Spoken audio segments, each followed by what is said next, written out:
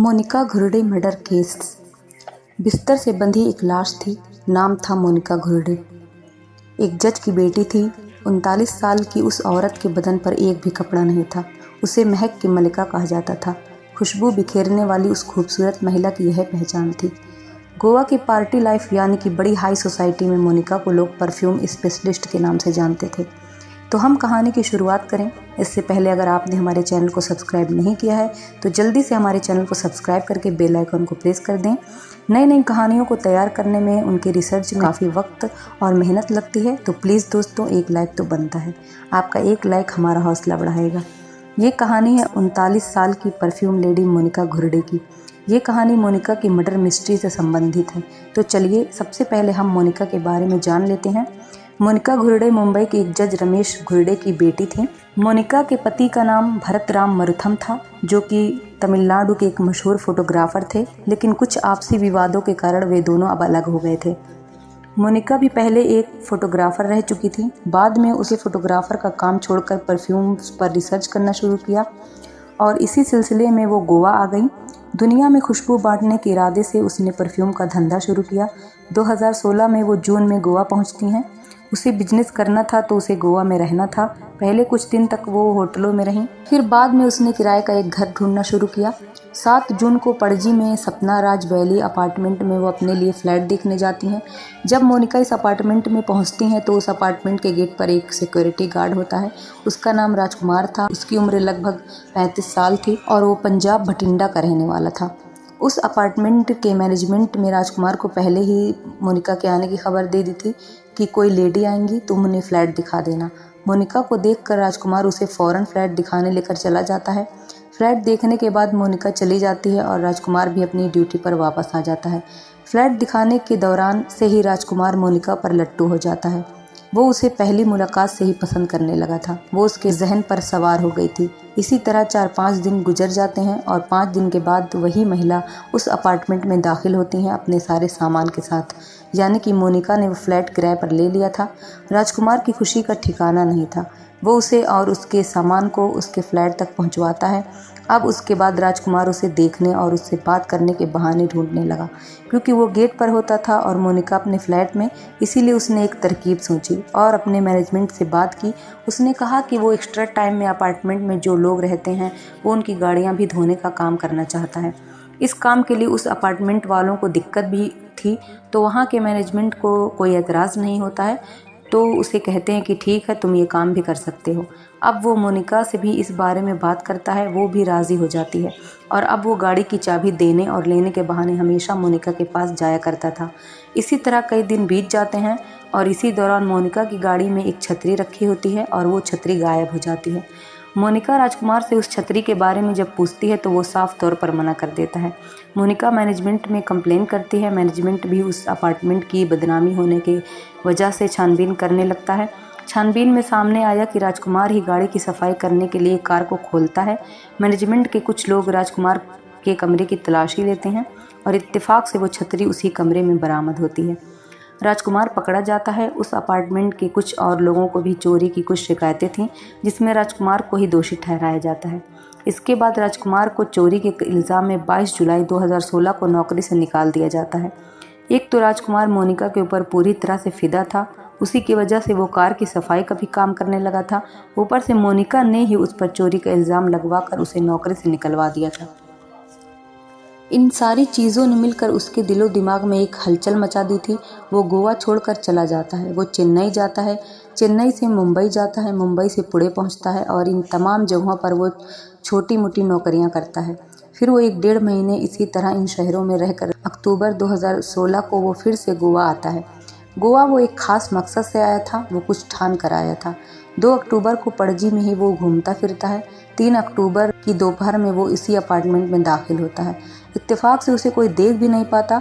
वो अपार्टमेंट में घुसने के बाद सबसे पहले देखता है कि मोनिका की गाड़ी वहाँ पर मौजूद नहीं थी, यानी कि मोनिका वहाँ नहीं थी। वो बाहर जाने के बजाय उसी अपार्टमेंट की छत पर जाता है।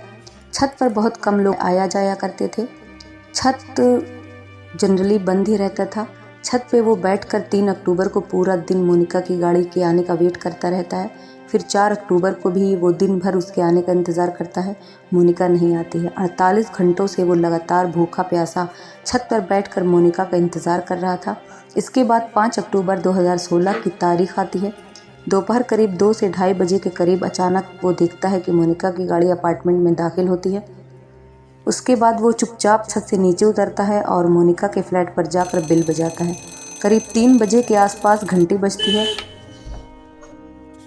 अंदर से मोनिका दरवाज़ा खोलती है। जैसे ही मोनिका दरवाज़ा खोलती है वो मोनिका को ज़ोर से धक्का देता है और वो ज़मीन पर गिर जाती है। राजकुमार तुरंत चाकू निकालता है, उसके मुंह पे हाथ रखता है और कहता है कि अगर शोर मचाया तो जान से मार दूंगा। इसके बाद दरवाज़ा अंदर से बंद कर लेता है। चाकू के ज़ोर पे वो मोनिका के अंदर बेडरूम में ले जाता है। उसके दोनों हाथों को बेड पर लिटाकर बांध देता है, फिर दोनों पैर भी बांधता है और उसके मुंह में भी कपड़े ठूस देता है। मोनिका को लगा कि इसे पैसे चाहिए। उसने कहा भी था कि जो भी पैसे चाहिए वो ले लो। वो अपना पर्स भी उसकी तरफ बढ़ा देती है, लेकिन वो उसकी एक नहीं सुनता। उसके हाथ पैरों को बांधने के बाद वो किचन में जाता है, फ्रिज से अंडा निकालता है, अंडे को बॉयल करता है, अंडा खाता है, फ्रिज से केक और आइसक्रीम भी निकाल कर खाता है। 2 दिन से भूखा प्यासा तो था ही, अब जाकर उसकी भूख शांत हुई थी। इसके बाद वो वापस बेडरूम में आता है। तब तक शाम हो चुकी थी और उसे कोई जल्दी नहीं थी, कोई हड़बड़ाहट नहीं थी। उसके बाद उस शाम वो मोनिका का बलात्कार करता है। उसके पैरों को खोल देता है और उसके सारे कपड़े उतार देता है और उसके साथ बहुत ही क्रूरता का व्यवहार करता है। तब भी मोनिका को ये उम्मीद थी कि वो पैसे लेकर उसे शायद छोड़ देगा, लेकिन अब वो समझ चुकी थी कि वो शायद उसे मार देगा, क्योंकि वो बिल्कुल गुस्से और बदले के कारण जानवर बन चुका था। मोनिका अब तक एकदम बदहवास हो चुकी थी।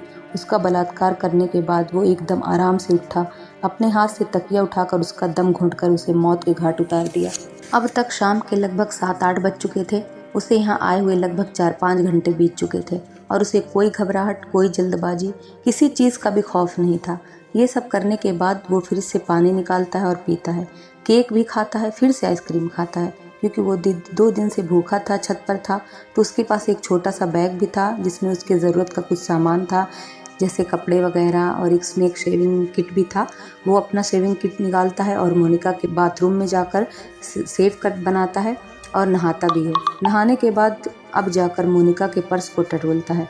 उसमें कुछ पैसे थे, वो निकालता है और उसका ATM कार्ड भी निकाल लेता है। ये सब करने के बाद बाहर झांकता है, देखता है कोई नहीं है। करीब 9 साढ़े 9 बजे वो फ्लैट से बाहर निकलता है। बड़ी खामोशी से वो इस अपार्टमेंट से बाहर चला जाता है। वो उसी रात बस पकड़कर गोवा छोड़कर अगले दिन वो बंगलोर पहुंच जाता है।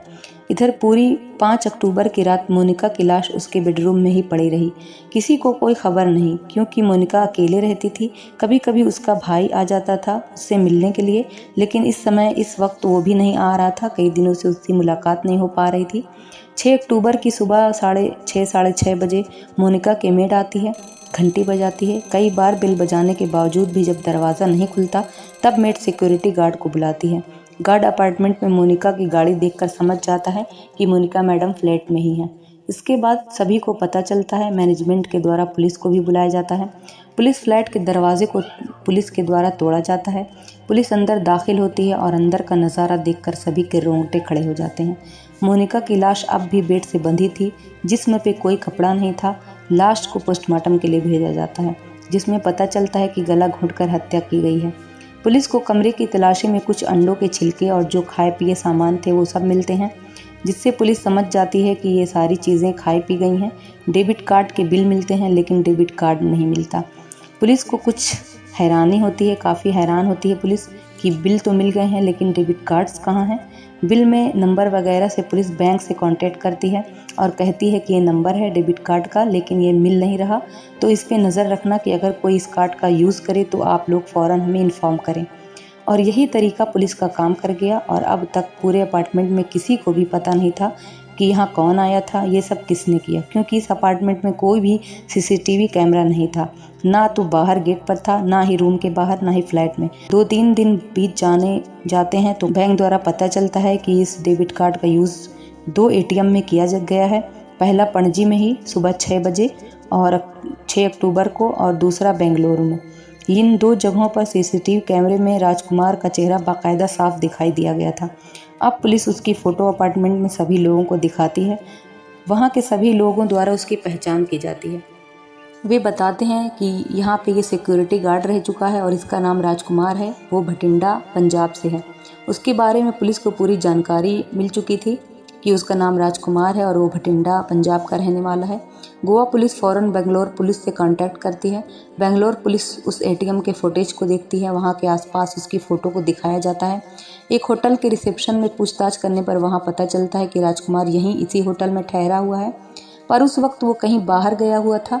पुलिस उसके आने का इंतज़ार करती है। जैसे ही राजकुमार वहाँ दाखिल होता है, पुलिस की टीम उसे दबोच लेती है। वो एक्सेप्ट करता है कि उसका नाम राजकुमार है।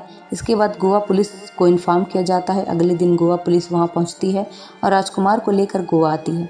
फिर राजकुमार अपने जुर्म को कबूल करता है। वो बताता है कि जब से उसने पहले दिन मोनिका को देखा था, तभी से वो मोनिका पर मरने लगा था, लेकिन चोरी वाली बात से मेरे मन में उसके प्रति बदले की भावना जाग गई। इसी वजह से उसने ये कांड किया। बाद में उसने कैमरे के सामने प्रेस कॉन्फ्रेंस में भी एक्सेप्ट किया था उसने ये कत्ल कैसे और क्यों किया। उसने अपने कत्ल की एक एक डिटेल पुलिस को बताई थी। ये थी पूरी कहानी गोवा की राजधानी पणजी के एक ऐसे सरफिरे कातिल की, जो 2 दिन तक भूखा प्यासा सिर्फ इसलिए रहा क्योंकि वो जो करने आया था, जो ठान कर आया था, वो उसे किसी भी हालत में करना था और आखिर में उसने यही किया। इन सब के बाद गोवा पुलिस ने राजकुमार के खिलाफ सारे सबूत इकट्ठा किए और आईपीसी की धारा 302 यानी हत्या, 376 के तहत बलात्कार और 392 के तहत रॉबरी का चार्ज लगाती है और 6 जनवरी 2017 को चार्जशीट दाखिल की जाती है। सब कुल मिलाकर ये कहा जा सकता है कि एक सनकी एक तरफा प्यार में पागल व्यक्ति ने एक खूबसूरत और कामयाब महिला की जान ले ली, उसकी हत्या कर दी, जबकि वो खुद एक एक्सपर्ट परफ्यूम लेडी थी जो दुनिया भर में खुशबू बिखेरने का काम किया करती थी। तो इस कहानी के बारे में अपनी राय कमेंट बॉक्स में ज़रूर बताएं। आपका कमेंट, आपकी राय हमारे लिए बहुत ही महत्वपूर्ण है। ऐसी ही सत्य आपराधिक घटनाओं को जानने के लिए हमारे चैनल क्राइम फाइल्स पे बने रहिए। मिलते हैं नेक्स्ट वीडियो में, तब तक अपना और अपने प्यारों का ख्याल रखें। जय हिंद।